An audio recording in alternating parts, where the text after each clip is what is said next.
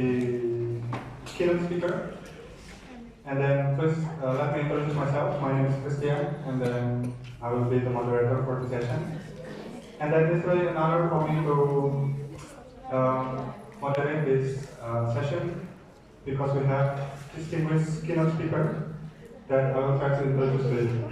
So our keynote speaker today is Professor Barkhuizen, and then he is a professor at the University of Auckland in New Zealand, and then his research interest is in language teacher education, teacher identity, study abroad contacts, study abroad studies that use narrative inquiry and other qualitative methodologies. And then he got his PhD at the University of Columbia in the US, right? So it's in Alabama. So that's an artist. Okay, and then before he taught at the University of Auckland, he also have taught in Prof University in South Africa, and then he was also English teacher at Mabato High School in Mabato, it's also in South Africa, and also a lecturer in the Department of English Language and Linguistics at Prof University in South Africa. Okay, he also have some visiting positions in some universities and also including in Hong Kong, Chile, South Africa, and then in Jamaica. So it's a very long city. Right, so without further ado, please welcome Professor Barkhuizen. Good afternoon, everybody. Thank you very much for the welcome. I'd like also to thank the organizers of the conference for inviting me. It's been a wonderful journey getting here, and I've thoroughly enjoyed myself so far. I had a fantastic workshop this morning. I see many faces here who were in the workshop. It's lovely to see you here again. We're going to do something slightly different now in the keynote this afternoon. We spent a lot of time this morning, for those who were here, looking at a very broad introduction to narrative inquiry. This afternoon we're going to be quite specific about a particular research tool that I used in a research project quite some time ago, and it's sort of taken off a bit. A lot of people are now using it as a way of collecting data in doing narrative research. I've also used it in further projects. So I want to talk a little bit about and explain to you this research data collection tool. I want to show you a couple of studies that I've used this narrative frames, they called, in this in those two studies, and I want to talk a little bit about some of the strengths and some of the limitations, because there are limitations. There are a lot of strengths, but there are also limitations for in the use of narrative frames. So I want to talk about those. Then I want to suggest some ways in which narrative frames can be used with other types of data collection and data analysis methods. So I'm going to go quite quickly because maybe we'll have a bit of time for questions afterwards. Okay, how does that sound? All right? Cool. Okay, now I'm going to go quite quickly. And I'm going to start by just very quickly saying what I said this morning in the workshop, but for those who weren't there, that narrative inquiry, central to narrative inquiry are the stories that participants tell about their life experiences. So narrative inquiry and stories, they belong together. Narrative inquiry and stories, all right? Through storytelling, people make meaning of the experiences that they tell in their stories. You make meaning of your life experiences through the stories that you tell about those life experiences. All right? Okay, all got that? And so do researchers when they co-construct the stories with the research participants, and particularly when they analyze the stories. When they analyze the stories that they've collected during the data collection process, they make meaning of the experiences of the participants who have told them their stories. Now, when they analyze those stories, they can focus on a number of things. For example, they can focus on the content of the stories, what they are about. So what is the story about? That's the So some researchers tend to focus on the content of the stories. Others tend to focus more on the form of the stories. How are the stories put together? What do the stories look like in terms of their structure? All right? And this falls along a continuum. There's always aspects of content and form in doing any analysis of stories. So you've got what the stories are about, the content, and you've got the form. And I'm telling you this because narrative frames, content and form are important for narrative frames. Okay? Also important when doing analysis of stories is the context. Did you all see that? The way I did that? Okay? So is the context of the stories, the situation in which the stories, the experiences of the stories were lived, right? So you've got the content, you've got the form, and you've got the context, the situation in which the stories were lived. All right, so this is important for narrative frames. So let me tell you what a narrative frame is. A narrative frame is a written story template consisting of a series of incomplete sentences and blank spaces of varying lengths. It is a structured story. It is structured as a story in skeletal form. So it's like a skeleton of the story, without the meat on it. It's just the skeleton of the story.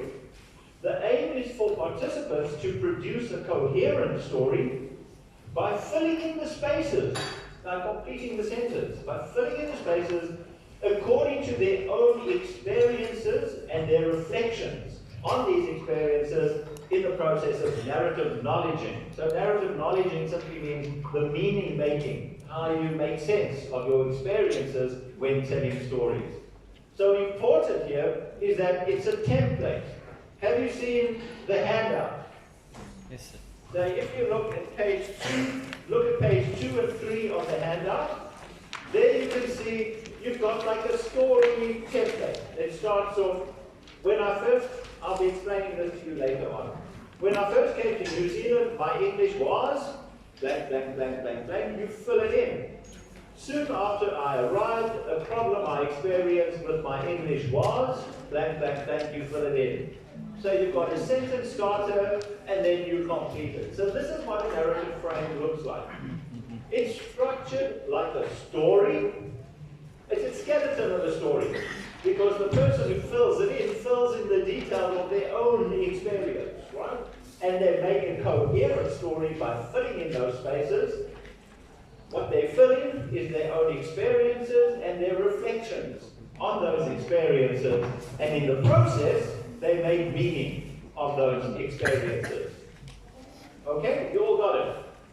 All right, great. So if you think of that frame, there's a picture frame. Just think for a minute. What does that frame do? What's the function of that frame? To lead. To lead. Yeah, it bounds it. It constrains whatever is inside that frame. It can't go all over the place. It limits. So if you look at that picture now in the frame, the picture is constrained. It's limited by the frame. The frame also gives shape to the picture. So the frame is designed as a rectangle here. And the rectangle gives a shape to that picture. Alright? So just like a narrative frame, the narrative frame constrains what you can put into the template. It also gives shape to the story that can go, the information that can go into the template. And there's another thing too that the frame does. It makes you focus on what's in the frame.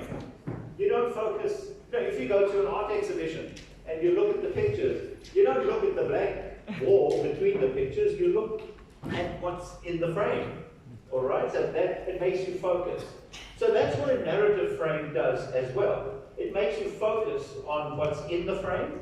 The frame sets the design and it limits what can go into the frame. So narrative frames provide guidance and support in terms of both the structure and the content of what is to be written. Why? Because you've given the sentence starters, right? So you are determining as the researcher what is going to go into that narrative frame. You are determining in your design what the content is going to be, and you're also determining the structure of the story. Okay. From the researcher's perspective, the frames ensure that the content will be more or less what is expected and required to address the research aims, and that it will be delivered in narrative form. So when you design the narrative frame, you design it like story. Alright? So you make sure it's like a story.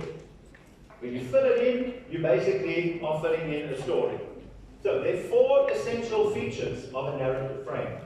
The first one is that the frame is about a specific topic. So this frame here is about a specific topic. It's about the problems and successes of language learning as an immigrant in New Zealand. It's not a specific topic. We'll talk about that later. Secondly, it's about the narrator's experience of that topic. So it's focusing on a particular topic, and it's focusing on the narrator, the respondent, the person filling it in. It's focusing on that person's experiences of that topic. It also includes a reflection or an evaluation of that experience. So it's not just what happened, but how the person feels about it, how they evaluate those experiences. And then the last one is that the narrative frame must include a spatio-temporal dimension. In other words, there must be reference to time and to space, to place.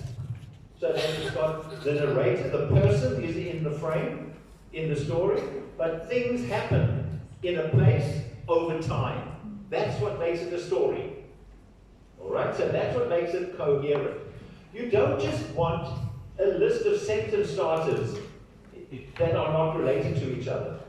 The sentence starters must form a nice story, a coherent story. That's the whole point. Because when people tell stories, they make meaning of their lives.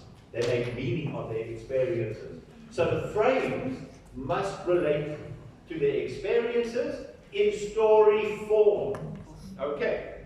So I'm going to show you a study. I'm going to tell you about a study that I was involved in quite a few years ago now. But it's a good example of how I first started using narrative frames. This was in China. And I went to do a professional development workshop for a group of Chinese college teachers, a big group of Chinese college teachers. And the colleague and I thought it would be a good idea for us to learn about the experiences of college English teachers working in an academic setting in China. So we designed, our aim was to investigate college English teachers' engagement in research and other areas as well. We designed 4 narrative frames. And I'm going to just share one with you today. I was interested in how they engaged in research. These were English teachers at college. I wanted to know if they did research, what problems they had with research, and so on. So the participants, there were actually about 200. But we had 4 narrative frames, and we collected a set of 83 where we got all 4. Some just get 1 or 2, it's like you lose some and some people don't some. But we got 83 sets of 4 who completed a narrative, so there were 83 completed narrative frames on their research experience. So what we did was, as I said, there were 200 teachers from across China, 4 narrative frames, only 1 was about their research engagement, and we had 83 sets of 4 templates. So that's how the data worked. So I'll just tell you one quick thing. Using narrative frames is very useful for when you've got many participants, because you can give this out to lots of people. All right? That's when it's useful to collect stories about many participants. If you're only working with 1 or 2 participants, why would you do this? You might as well talk to them and ask them questions. Have an interview or a conversation. So this is only useful for many participants. So next, this was the research frame that had to do with the research engagement. These were the sentence starters. But before we look at them, I want just to show you, and this is very important, that you don't design a narrative frame that looks like this. You design a narrative frame that looks like this. You can't read it, but you make it look like a paragraph. You have sentences, you put in the blanks, so that they write in the blanks. But on this narrative frame, here are the sentence starters. Now look, it sounds like a story. I remember once in my classroom, I had a very difficult time trying to. So I'm setting up a situation where there's a problem in the class. All right? The main reason for this problem was that, now see, the second one connects to the first one. There's this problem, the reason for the problem. I tried to solve the problem by, it would have been very helpful if, so I'm trying to get them to say something about, if someone helped me a little bit, or whatever. In relation to this difficulty, the type of research I'd like to do would be da-da-da. The aim of the research would be to, a major constraint though, might be that. So one of the problems I have with the research might be, so when you fill it in, you fill this in, all right, that's only one page. You fill that in, they all filled it in handwriting, and then the aim, then they produce a story. They produce a narrative, all right? So the aim of the analysis was to discover the themes within the stories. How many stories will I have? 83 stories, right? And then to discover the commonalities that exist across the stories. Because there would have been 83 stories, I wanted to see what themes there were across all the stories. So how did I do this? The first thing I did was responses to all the starters were combined into one story per teacher. So for each teacher, we've typed out the narrative frame. So here's one example for you. What is in bold is the sentence starter. It's hard to see, but I hope you can. What's in bold is the sentence starter. I remember once in my classroom, I had a very difficult time trying to go over the exercise part. I asked one student to answer the required questions on the exercise book after scanning the text material. He just stood up with his mouth closed tightly, or simply, "I'm sorry." So the student was not saying anything. The main reason for this problem was that they think English is too hard. They're not confident in their abilities, so they keep silent. Didn't even try to think about it. Maybe they should handle this if they tried a bit. Indeed, those questions are not that difficult. I tried to solve the problem by organizing various activities. Those activities and so on. You see, the teacher's telling a lovely story about this problem. And then in relation to this difficulty, the type of research I'd like to do would be something about how to motivate the non-English majors in English learning. The aim of the research would be to enliven the class, motivate the students, and build up their confidence in English learning. A major constraint, though, might be the size of the class. Effective interaction cannot be done easily. So you see, got a nice story there. Not a bad story that this narrative frame has generated for this one teacher. Remember, we had 83 teachers, so we got 83 stories like that. So, responses to all were combined into one story. We had 83 stories like that. Then, commonalities among the teachers were then sorted in the data. And the way I did this was to use a spreadsheet, an Excel spreadsheet. So, over here, on top, I put the sentence starter. So, I remember once in my classroom, I had a very difficult time trying to. In the first row, there's Humphrey, teacher number 1. Then you got the next teacher and the next teacher, and then you have the response to starter number 1. Then you have the response to starter number 2.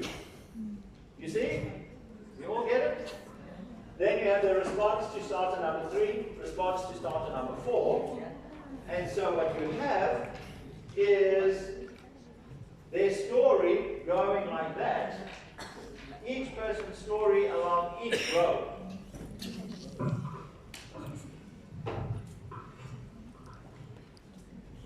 Each person's story going along each row. The sentence starter you got on top. So what do you have coming down each column? You've got all the responses to the same sentence starter in each column coming down, right? So here, for example, you don't have to read it, but here you've got, I remember once in my classroom, I had a very difficult time trying to, and then you've got teacher 9-1, implement communicative approach in my classroom. Number 2, ask my students to do some speaking regarding the topic. Number 3, make my lectures interesting. Number 4, include students writing. Number 5, organize group discussion. Number 6, manage the listening class. So these are all the problems. 83. So there's number 8, 9, 10, 11, all the way to 83. All the problems listed in one long column. Then you go to the next column, starter number 2, and all the responses listed in that column. And then number 3, and then for each starter. Is anyone thinking, wow, that's cool? Why is that cool? Because your analysis is being done for you, right? All your thematic, your themes are all being there, put in the same space for you, right? Systematic. So, per starter, the themes are identified and coded. So then you work through the sentence starters, the responses to the sentence starters, and you do a thematic analysis. You look for themes. But mostly it's done for you, because they're already there in the columns. Okay.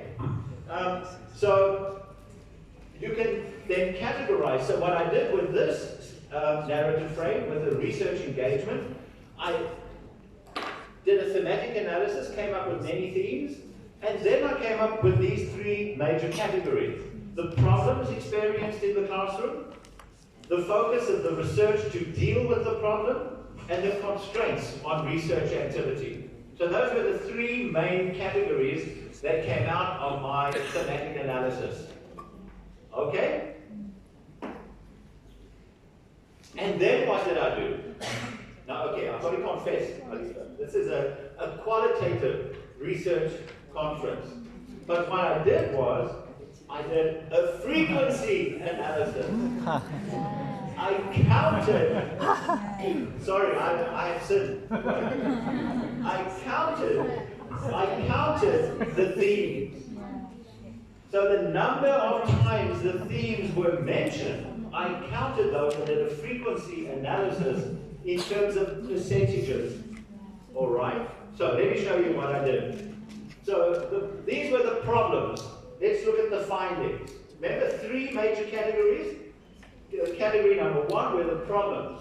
The 3 major categories were speaking. That was a problem the teachers experienced. Secondly was motivation. And thirdly was the materials were not adequate. They didn't like the materials. Those were the 3 main categories.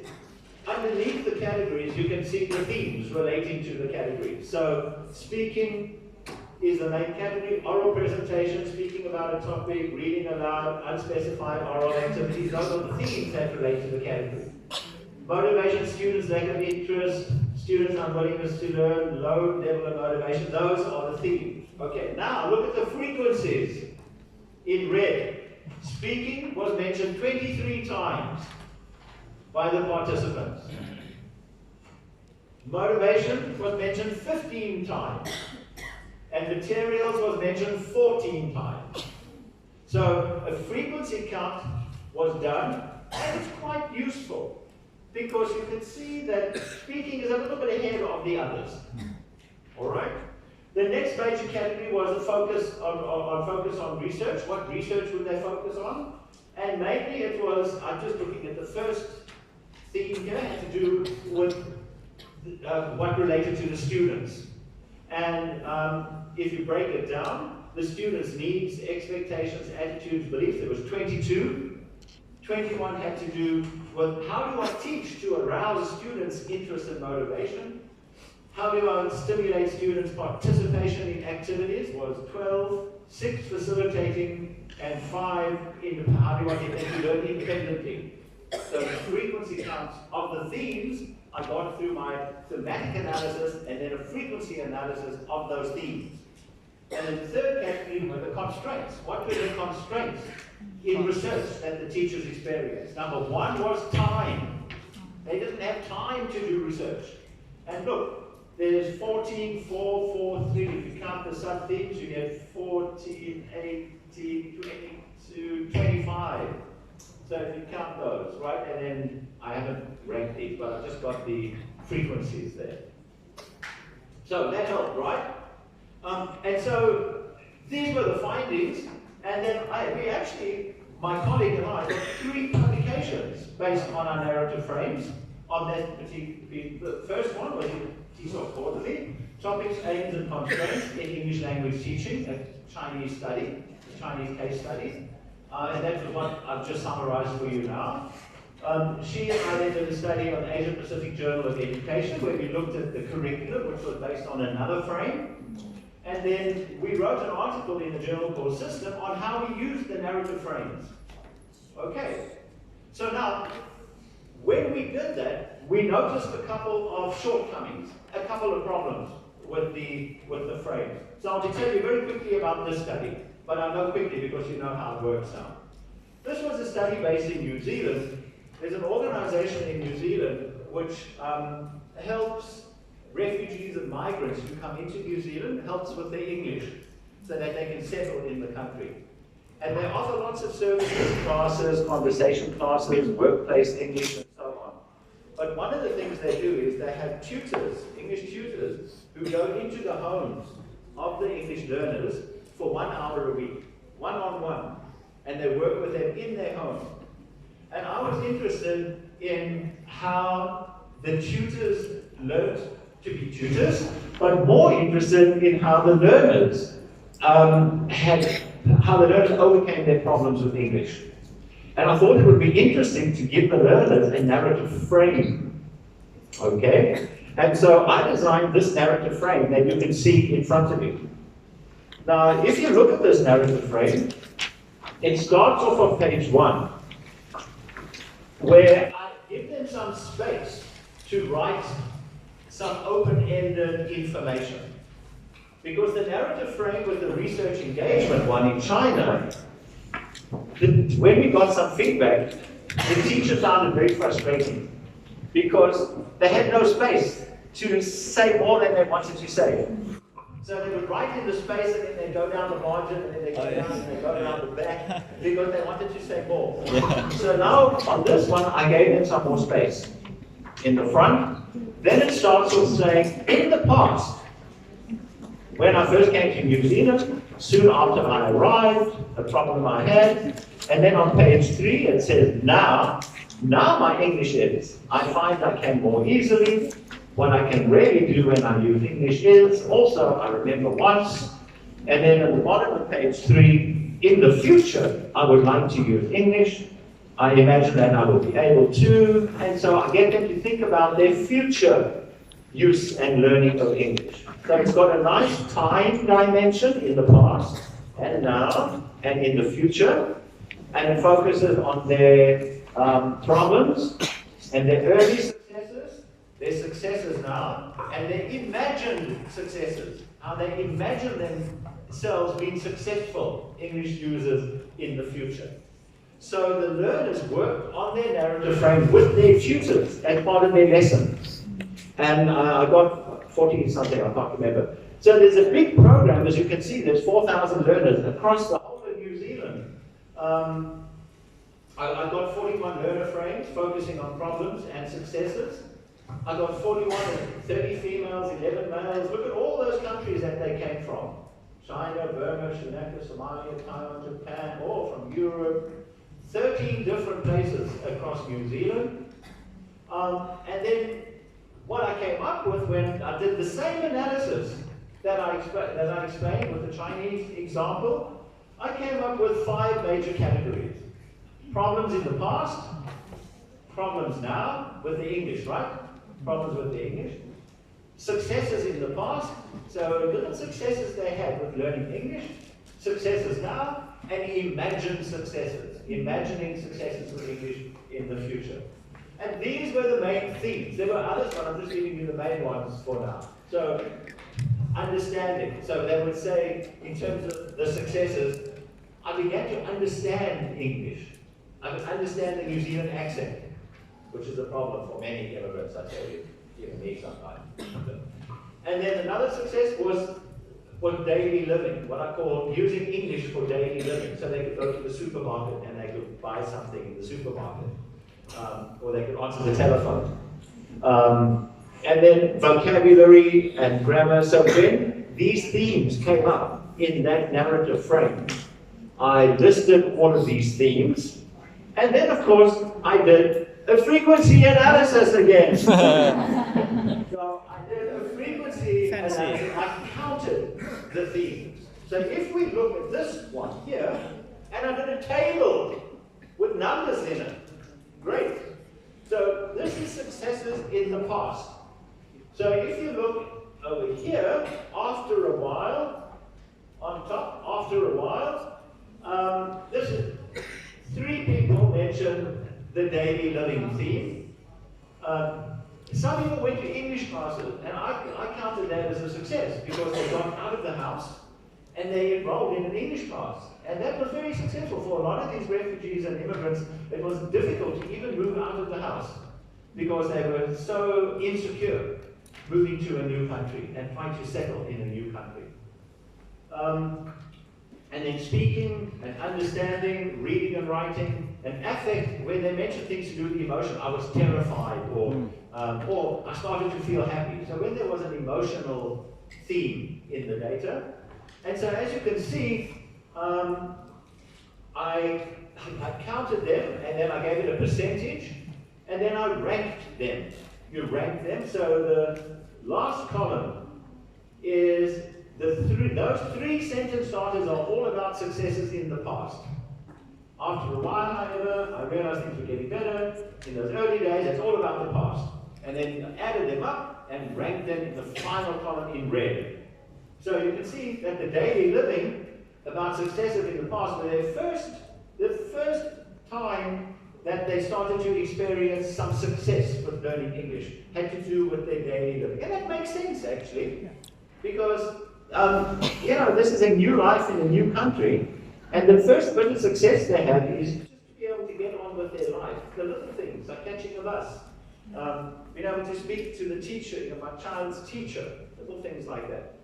So I've also grouped successes now on a table. So imagined successes, those are the sentence starters for imagined successes. And then I put those into a table and ranked them. So the past is in yellow, and then successes now and imagined successes. All right, so this is similar to what I did with the other one. And then what you can do is you can put them in a graph, right? If you want to do some more, some more diagrammatic representation. So here you've got employment and having conversations and so on. And then you can compare different types of successes on a graph. I'm just showing you that, you can do lots of interesting things. Qualitative. So, and then there were a number of outcomes from this study as well. A couple of book chapters. And then what I did in the middle, because a lot of people started using narrative frames in their research. I saw articles all over, in all journals, using narrative frames. But I also noticed that they were not using them properly. And so I thought I need to write another article to try and correct what was going on.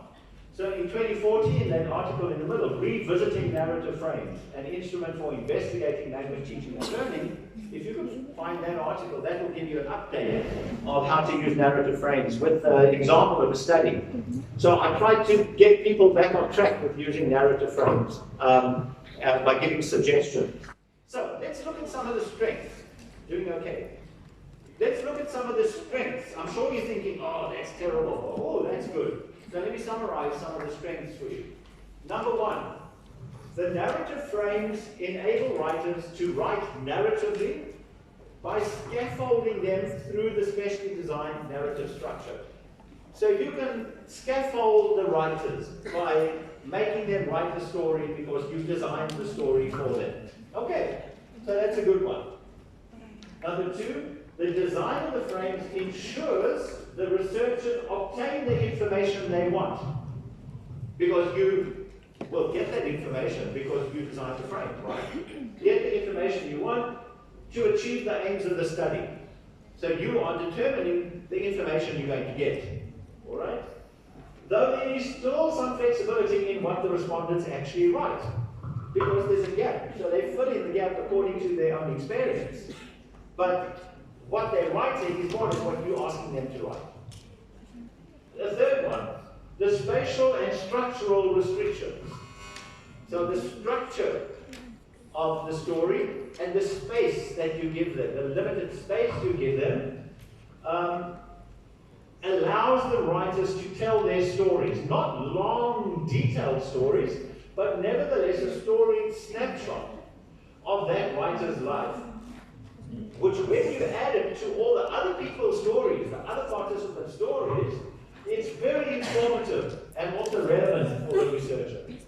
Alright, so you can get a whole lot of stories about the topic that you're interested in. The structured nature of the data means for easier analysis.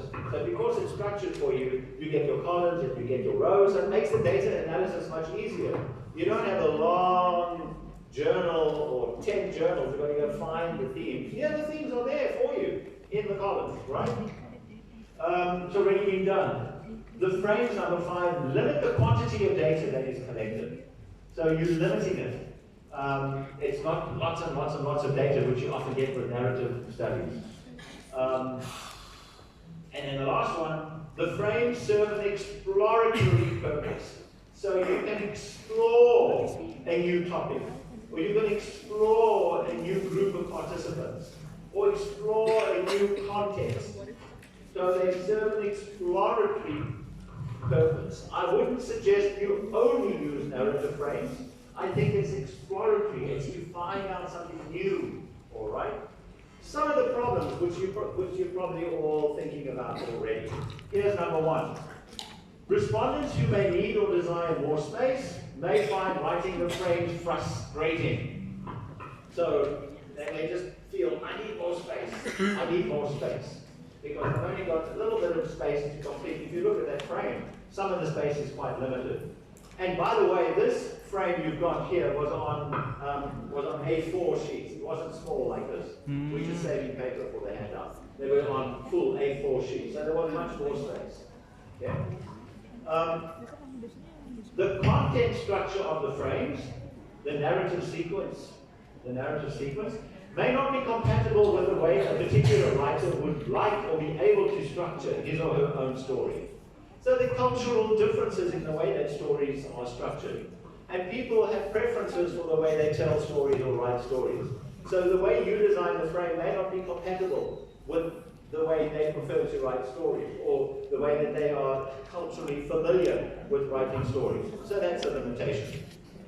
Number 3, the researchers may feel that they want more content.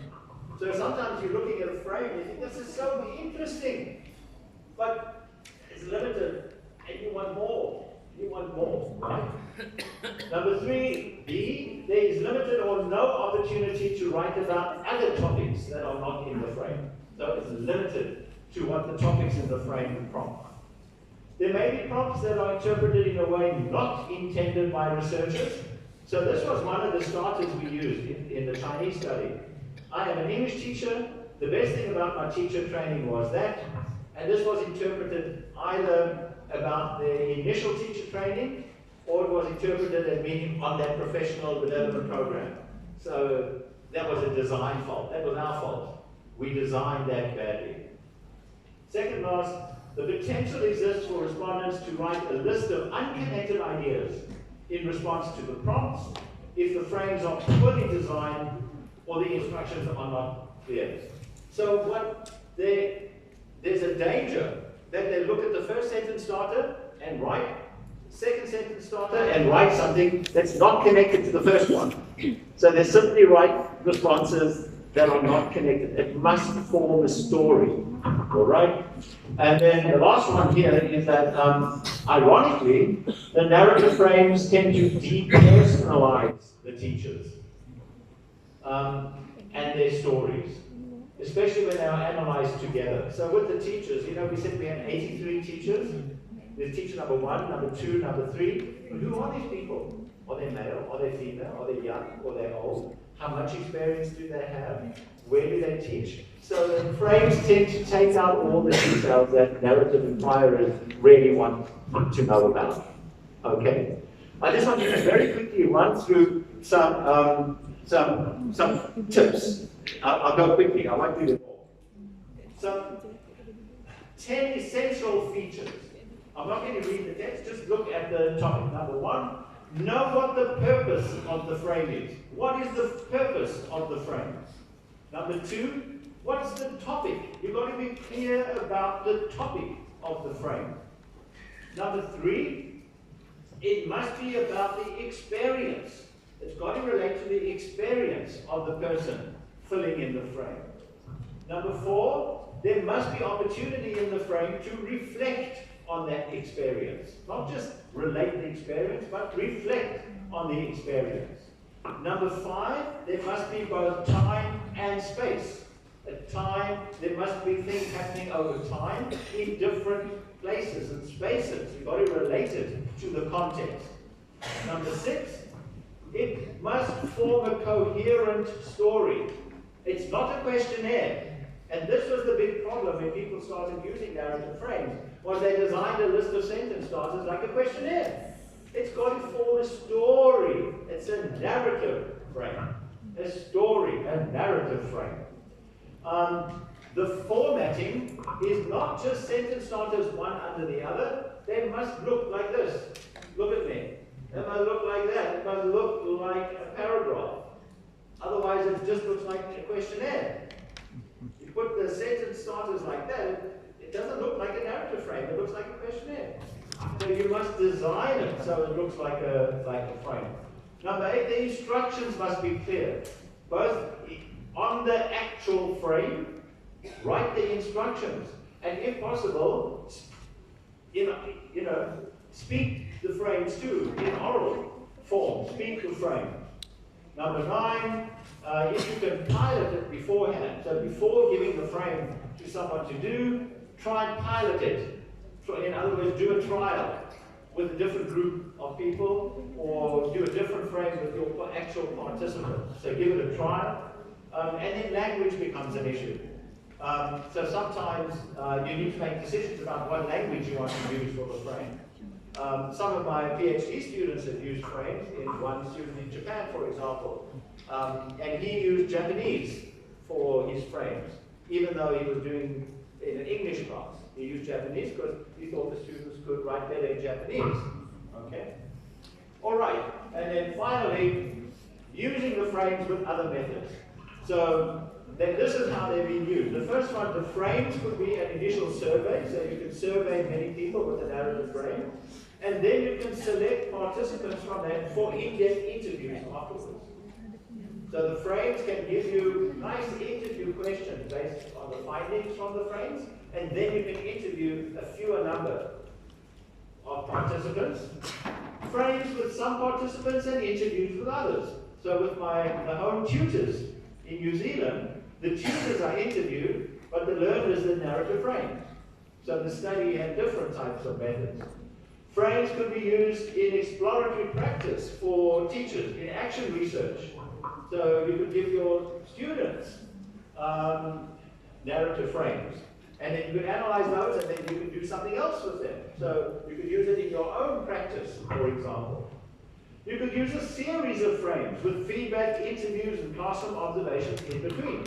So you could give one set of frames, and then you could do classroom observation, and then another set of frames, and you could do some interviews, another set of frames, and then you can do something else. So you can use multiple series of frames.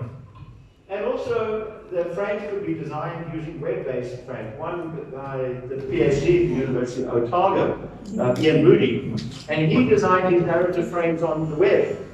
And so people around the world could go in, and they could go into frames you did on the internet. And it was very interesting, and you could fill in things, and there were options. You could go up and down, and left and right, and in and out, and it was amazing. Amazing study.